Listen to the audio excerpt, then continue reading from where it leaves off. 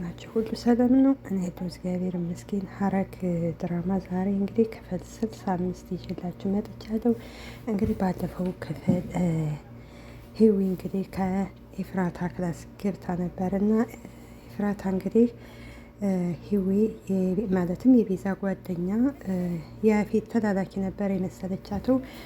አይደለሁም እኔ ፖሊስ ነኝ ስትላት ኤፍራታ በጣም ነበር የደነገጠችው። እና እንደዛ ከፖሊስ ከሆንሽ ለምን ቤዛን ጓደኛ ለማድረግ ለምን ፈለግሽ ስትላት እንግዲህ ያው ትልቁ ናሳ ለመያዝ ትንሿ እንትን ማለት አለብን። ለዛ ነው ቤዛ በጣም ጥሩ ልጅ ናት ነው የምትላቱ።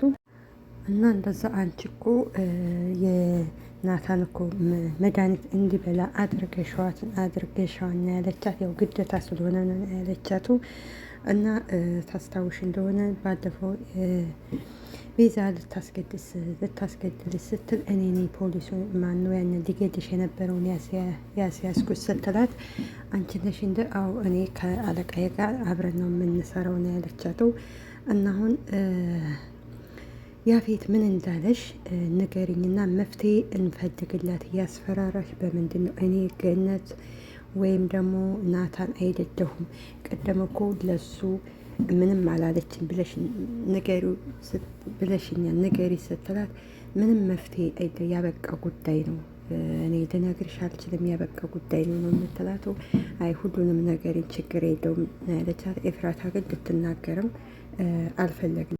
እኔ በቤዛ እየፈረርኩ አይደለም አውቃለሁ፣ ነገር ግን ብትረዳኝ በጣም ደስ ይለኛል ነው የምትለው ኤፉ። እንግዲህ ከዛ በኋላ እንግዲህ ጽ እንግዲህ አሁን የበፊቱ ጽ ናት የተመለሰው፣ ኃይለኛ ሆናለች። ኤፍራታን አሁን እየጠላቻት እና እንግዲህ ኤፍራታን መጥፎ ናት፣ ለወንድሜ የምትገባ አይደለችም ነው የምትለው።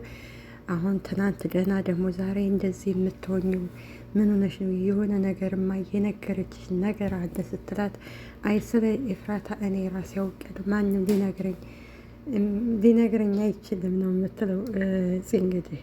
እና አሁን ስለ ኤፍራታ ሁሉንም ነገር አውቃለሁ፣ ያው ለወንድሜ እሷ የምትገባ አይደለችም፣ የሰጠችን ምንም እንትን አይደለም ነው የምትላ። ገንዬ ደግሞ ተይ አትሳሳች፣ ኋላ የሚቆጭሽን ነገር አታድርጊ ስትላት፣ አይ ምንም የሚቆጨኝ ነገር ስለ እሷ ሁሉም ነገር እኔ አውቄያለሁ፣ ለወንድሜ እሷ ጨራሽ የምትገባ ሴት አይደለችም ነው። እንግዲህ እንደምታውቁት እስር ቤት ሄዳ ነበር። እስር ቤት ሄዳ እንግዲህ ያፌትን እንደምታገበው ቤዛ ነግራታለች። እንግዲህ በዛ ነው እንግዲህ የተናደደችው እና ብታስታውስ ጥሩ ነው። ምክንያቱም ካስታወሰኝ ከኤፍራታ ጎን ትሆን ነበር። ነገር ግን እያስታወሰች አይደለም። አሁን የምታወራው ወሬ ጥሩ አይደለም። ከዛ በኋላ እንግዲህ የቤዛ ጓደኛ ሆይ እንግዲህ ጤና አውርታ ማለት ኤፍራታን አውርታ ታይወርገንዬ አንቺ የታባሽ ሄደሽ ነው? ምንድን ነው እንዴ ገንዬ ምንነሽ ነው? ሁሉን ተጠራጥረሽ ትዘልቀዋለሽ እንዴ ትላታለች። ቆይ እንዳትሄጂ መጀመሪያማ ግን ማን ነው ኤፍራታ ማየት አለብኝ ነው የምትላት። ግን የቤዛ ጓደኛ ሆይ በጣም አዝናለች። ምክንያቱም ኤፍራታ ሁሉንም ነገር አልነገረቻትም። ምክንያቱም በምን እንዲያስፈራራት አልነገረቻትም። ያበቃ ጉዳይ ነው ብላ 4 ነጥብ ዘግታለች። ከዛ ያው የወለደ አንጀት አይችል አይደለ እንግዲህ ገንዬ ወደ ኤፍራታ ሄደችና ምንድነው ያለችው? ምንድነው ያደረገችሽ ስትላት፣ አረ ገንዬ ተረጋጊ፣ ሰሞኑን እኔ ልክ ስላላደለሁኝ ልጠይቃይ መታ ነው፣ ተይ ተረጋጊ ነው ያለቻትም። ከዛ ኤፍራታ ምን ችግር አለው ብትጠይቀኝ ስትል፣ ገንዬ ማን ሔዋን ናት ያንቺ ደህንነት አሳስቧት የምትጠይቀው ነው ልትጠይቅሽ የምትመጣ ነው። ከዛ በኋላ እንግዲህ ጉድፈላ አለ። ምንድን ነው ከቤት ሁሉ ካሉ ልጆች እኔ ለይተሽ የምትንከባከቢ ለምንድን ነው ንገሪ፣ ምንድን ነው ነገሩ፣ ችግሩ ምንድን ነው ንገሪ ነው። ከዛ ገንዬ በጣም ደነገጠችና የምትናገረው ነገር ጠፋበት። ይሄ ምን ችግር አለ አንቺ ሁሉን ነገር ስለሚደራረቡብሽ ነገሮች ስለሚበዙብሽ ለዛ ነው የምትላት። ከዛ ሰው አጠገብ ስለሌለ ታሳዝኛለሽ፣ ያፏ እየተንተበተበ ነው ያለቻት። ከዛ ገንዬ መልካም ልጅ ነች፣ ከዛ ላይ ብቸኛ ነች፣ ለዛ ነው እኔ የምንከባከብሽ ያለቻት። ኤፍራታ ግን ምንም አልተዋጠላትም። ከዛ ኤፍራታ ይሄ ነገር እኔ ምንም አይዋጥልኝም፣ አላምንሽም፣ ከዚህ ቤት የገባሽው በምክንያት ነው። የምን ምክንያት ብላ ገንዬ ደነገጠች። ከዛ በኋላ ገንዘብ እንደዚህ ስትላገግ ገንዬ ያው እናትሽ ነኝ ማለት ይገባል ነበር፣ ግን እስከ መቼ እንደምደብቃት አላውቅም። እና በቃ ከዚህ ቤት ሰራተኛ ገንዘብ ፈልግ ነበር፣ ሰራተኛ ሁኜ ተቀጠርኩ ነው የምትላት። ኤፍራታውንም አላመነቻትም። እንደዚህ ከምትል በቃው እኔ ልጅሽ ነኝ፣ በዚህ ምክንያት የወለድኩሽ፣ በቃ በችግር ምክንያት ጣልኩሽ፣ እንደዚህ በቃ ብትላት እውነቱን ብትነግራት ይችላል። ግን እውነት ተደብቆ እስከ መቼ ነው? ከእውነት እስከ መቼ ነው የምትርቀው? መነገር ነበረባት። ይሄን ያህል መቆየት የለበትም እንደኔ። ከዛ በኋላ ምን ችግር አለ? ከሰው ቤት ዝቅ ብሎ መስራት ነው የምትለው። ከዛ ኤፍራታ ልጅሽን ትተሽ ልጅ እያለሽ ለምንድን ነው ከሰው ቤት ዝቅ ብለሽ የምትሰሪው ነው? ከዛ ገኒ አናትች ኤፍራታ ምንም ሰራተኛ አትመስልም ጭራሽ ነው የምትላት። እስኪ ንገሪ ሰራተኛ ምን አይነት ነው የሚመስለው ነው የሚላቱ። ግን እዚህ ላይ አሁን ሌላ ጊዜ ብትናግራት እናትነቷን ላትቀበለው። ምክንያቱም አሁን ብትናግራት ጥሩ ነበረ። እንደዚህ የራሷ አፏ ያስታውቃል። በስማ ከዛ ገንዬ በጣም እያስከፋሽ ነው እኔ ብላ ከአንቺ ይሄን አልጠብቅም ብላ ጥላት ከፍቷት ጥላት ወጣች። እንዴ አሁን ደግሞ ገባኝ። ይሄ ደግሞ ምንድን ነው የሚያስከፋው? እኔ እውነታውን ማወቅ እፈልጋለሁ አለ። እሷ እንድትነግራት ትፈልግ ነበር፣ ግን ገንዬ በ4 ነጥብ ዘግተዋለች። ግን አንዲት እናት ልጇን ይህን ያህል ዓመት መደበቅ የለባትም። ልጅቱ ደግሞ እናቷን የማወቅ ግዴታ አለባት። ስለዚህ ገኒ እናትሽ ነኝ ብትላት ችግር የለውም። በእርግጥ ያው እንግዲህ የዳይሬክተሩ ሁኔታ ነው ብትነግራት ጥሩ ነበር። ግን እስከ መቼ ነው ደብቃት? እስከ መቼ ራሷን ዝቅ አድርጋ? ያው ፂ እንግዲህ ነግራታለች እውነቱን። ፂ አፈንድተዋለች። ግን እስከ መቼ ነው ተደብቆ ነው የኔ? ስለዚህ መናገር ይሄ ስንት ቀን ደብቃ ልትኖር ነው? ከዛ በነገሩ ልክ ናት። እኔ በአሁኑ ሰዓት በተጨናነኩ ሰዓት ነው የምለው። ኤፍራታ እንግዲህ ንደቷ አልበረደላትም ወይ ችግሯን አታካፍል። እዛ ደግሞ ናቱ እንግዲህ ጥንብዝ ብሎ ሰክሯን ከቢኒ ጋር ሆኖ አልወድህም ሌላ ሰው ማፈቅረው አለ ብላ ነገረች ብሏል። በነገራችን ላይ መጠጥ ያው መደበቂያ ነው እንጂ መፍትሄ ሊያመጣ አይችልም። በነገራችን ላይ እና መጠጥ የምትጠጡ ሰዎች ልቦና ይስጣችሁ። ለጊዜው መጠጥ የምትጠጡ፣ የምታጨሱ፣ የምትቀሙ ለጊዜው ያው መደበቂያ አላለን መደበሪያ ሊሆናችሁ ይችላል እንጂ ከእውነት አታመልጡም። ይሄ እውነትን መጋፈጥ እንጂ ለጊዜው መደበቂያ ነው የሚሆናችሁ። አሁን ናታን እንግዲህ ጥንብዝ ብሎ ሰው ሰክሯል። ከቢኒ ጋር ነው ያለው። ከዛ ለሂዊ እንግዲህ ለጎረምሳው ልበለው እንጂ ለጎረምሳው ያፌት ደውላለታለች። ያፌት እንደው መቼ ነው አንድ የሚገረፈው? አንድ ቀን ቢገረፍ ደግነቱ ድራማ ነው እንጂ ያፌት ያናደን ቢገረፍ ጥሩ ነበር እውነት። እና ሂዊ እንግዲህ ደወለችና ሄሎ ያፌትዬ እንዴት ነው አለች። እሱ ነቅቶብሻን ሂዊዬ ራሽን ብትጠብቂ ጥሩ ነበር። ከዛ ምን ነው በሰላም ነው ዘጋኸኝ ሳ ምናምን ነው የምትለው። ይቅርታ ነው የሚላት እንግዲህ አቶ ያፌት። አላወቅኩሽም ነው ያለው። ግን እኮ አውቆ ነው ያውቃታል አውቆ። እሱ አሁን ልቦ ያለው ኤፍራታ ጋር ነው። ከዛ እንግዲህ ቢኒ እና እናቱ እንግዲህ እየተወላገዱ ሰክረው ወደ ቤት ገቡ። ቤት ሲገቡ ገኒ ያለች ጽ ያለች እና ሉሊት የድራማው ድምቀት አለች። ምን ሆነው ነው ቢኒ? ምን ሆነው ነው ወንድሜ እንደዚህ ሆነ? እየተወላገደ ነው ቢኒ ደግፎት የመጣው። ግን በእርግጥ ድራማ ነው። ነገር ግን እዚህ ድራማ ማለት ነው በፊት ደስ ይል ነበረ።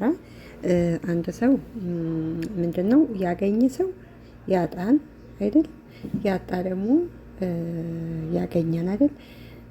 ያለቀሰ ሰው ደግሞ ይስቃል፣ የሳቀ ያለቅስ ነበረ። ግን እዚህ ጋር ኤፍራታና ናቱ ሁል ጊዜ ከድራማው ከተጀመረ አንስቶ ሁል ጊዜ ለቅሶ ነው። ግን የዚህ የድራማው ዳይሬክተር ግን ልክ አልሰራም። ግን ዳይሬክተር ወደ የት ነው እያዳለ ያለው? ወደ ያፌት እያዳላ ነው ያለው። ስለዚህ ዳይሬክተሩ አሁን ትክክል እየሰራ አይደለም። ምክንያቱም የሳቀ ሰው ያለቅሳል፣ ያለቀሰ ደግሞ ይስቃል፣ የቸገረው ደግሞ ያገኘ ደግሞ ያጣን። እኛ እንደምናውቀው ባይሆን በድራማው ምን አለ የህግ የበላይነት ብታሳዩ ምን አለ። በእውነት እንኳን የለም። በርግጥ ግን በድራማው ችግር አለ። እንግዲህ የቢኒ ማንቴ እናቱ እንግዲህ እየተወላገደ ወደ ኤፍራታ ክላስ ነው የገባው። እኔ ምን አድርጌሽ ነው እያለ ምላሱ እየተያያዘ ነው የሚያወራው። እንግዲህ ለምንድን ነው አልወድህም ያልሽ ነው የሚላተው። እና እሷ ያው በነገራችን ላይ ያው እሷ እንግዲህ እንደዛ ያደረገችው ያው ለምትወደው ሰው ስትል ነው እንደዛ የምታደርገው። ግን ያው የተረዳት የለም። ችግሯ ደግሞ እሷ ነገሮችን በራሷ ሳይሆን ከሰው ጋር ብታወይ ጥሩ ነው። እዛ ያው አብረው ነው ያደሩተው። የማይነጋ የለም ነጋ። ግን ራሱን ይዞ ምንድን ነው የማላስታውሰው ነው የሚለው። እንግዲህ ጠጥታ ድብን አርገ ጠጥታ እንዴት ታስታውሳለህ? ጉድኩ። ከዛ እንግዲህ እናቱ ራሱን ስለማያስታውስ ቢኒ ምንድን ነው የተፈጠረው ብሎ ወደ ቢኒ ነው የደወለው። ቢኒ ደግሞ ያው ስለ ኤፍራታ እያወራ ነበር ነው ያለው። ምክንያቱም ሰክሮ ነበረ። ስለሰከረ ምንነቱን አያስታውስም። ለዛ ነው። እና እንግዲህ ያለ የዛሬው እዚህ ላይ እያበቃን እንግዲህ በቀጣይ ክፍል እስከምንገናኝ ቸርን ሰንበት። አገራችንንም ኢትዮጵያ ሰላም ያደርግልን። ዘረኝነት የሚባል በሽታም ያጥፋልን።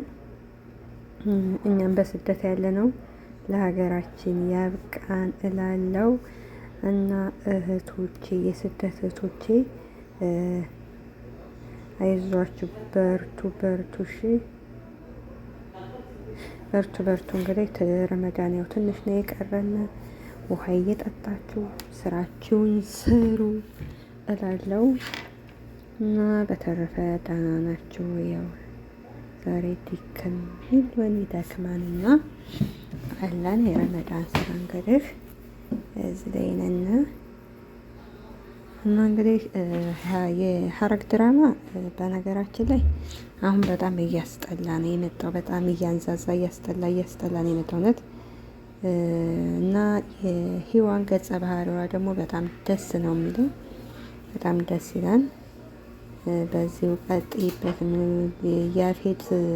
ያፌት እንግዲህ ድግስ እየደገሰ ነው። የድግሱ ጊዜ ተዋርዶ የሚታሰርበት ይሁን ድግስ። እሱ አሁን ድግስ እየደገሰ ነው፣ ሊያገባ ነው። ስለዚህ በያፌት ድግስ ኤፍራታና እናቱ መጋባት አለባቸው እንላለን። እና እንግዲህ ያፌት የገዛ ወንድሙ የሚወዳትን ነው እንግዲህ ያገባሉ። በበቀል የተነሳ በቀል ለማንም አይበጅም። እና እስከዛሬ ሀረግ ድራማ ደስ የሚል ነበረ። አሁን እንኳን ትንሽ እየደበረ ነው የመጣው። እና ስለዚህ እንደኔ በጣም ነው የደበረው። እና የሚደብረው ይሄ ያፌት የሚባል ሰውዬ ነው ያንዛዛው። ያፌት እንግዲህ ሂዋን ምናልባት መረጃ ካገኘች የቤዛ ጓደኛ ልትይዘው ትችላለች ብለን ተስፋ እናደርጋለን። ናቱና ቤዛ ደግሞ ናቱና ኤፍራታ ደግሞ ይጋባሉ ብለን ተስፋ እናደርጋለን። ገንዬ ደግሞ እውነተኛ እናቷን ለኤፍራታ ትናገራለች የሚል ግምት አለን። እንግዲህ ማለት እውነትን እስከ መቼ ነው የሚደበቀው? ማለት እውነት እውነት እኮ ቢዘገይም አንድ ቀን ያው ይወጣል። ሁሉ ጊዜ ውሸት ደግሞ ይሰለቻል። እዚህ ድራማ ላይ የምንማረው አንዳንድ እህቶች የሚሆኑ ወንድሞቼ ልጅ እያላቸው የለንም የሚሉ ስላሉ ነው። ለዛ ነው ልጅ ካላቸው አትፍሩ፣ አለን በሉ። ልጅ ጸጋ ነው። አመሰግናለሁ።